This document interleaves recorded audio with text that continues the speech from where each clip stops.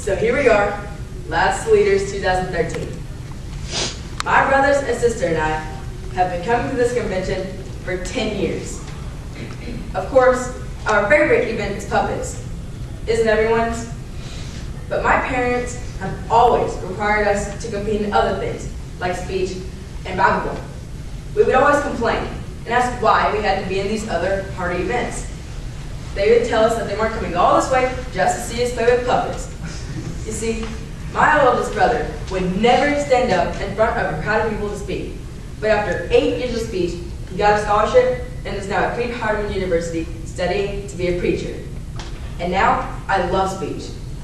But more than that, I've realized how much more I know about the Bible.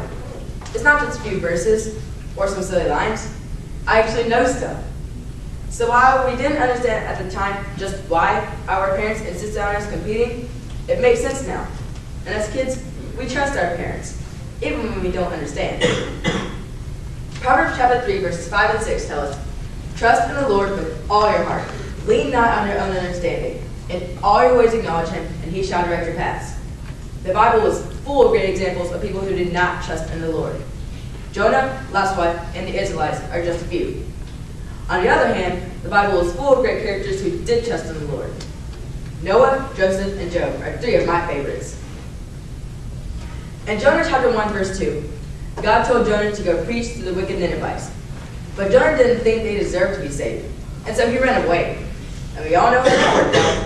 It included a boat, a storm, and a big fish. Chapter 3 tells us that he finally did what God told him to do, even though his heart wasn't in it. Jonah still did not understand that it was part of God's plan.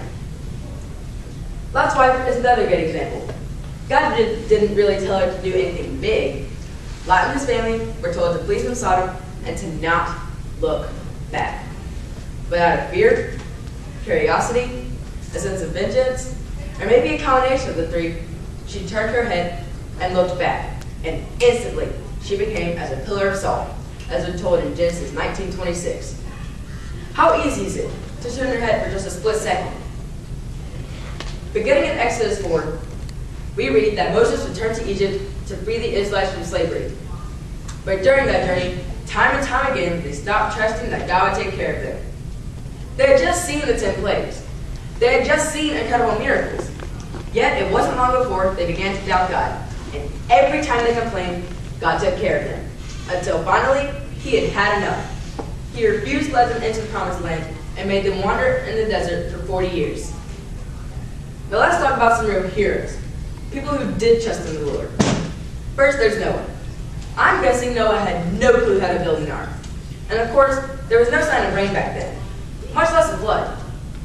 Noah spent more than 100 years building the ark exactly to God's design. Can you imagine all the teasing he suffered over all that time? And yet he trusted, completely trusted in God. And in the end, God blessed him. What about Joseph? His own brothers wanted to kill him and ended up selling him into slavery. I'll be honest with you. I've been tempted to do something like that to my brother at times, but Joseph truly trusted in the Lord with all his heart. He even went to prison for something he didn't even do. But his trust and faith in God never wavered.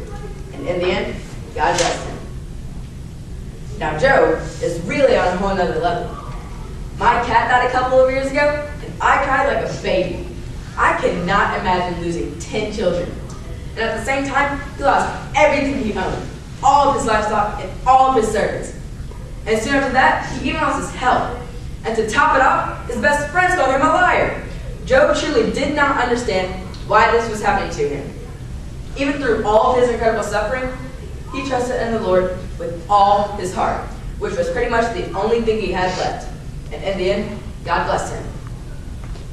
It's so easy for us to read some of those stories and wonder how those people could turn their backs on God. But isn't that what we do every day? Like the Israelites, do we forget how God has blessed us and complain when we don't have more?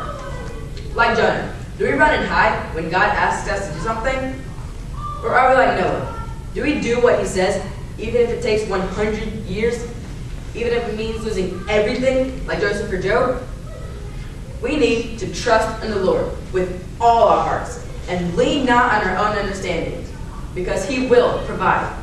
Give him our everything. And in the end, we will be blessed.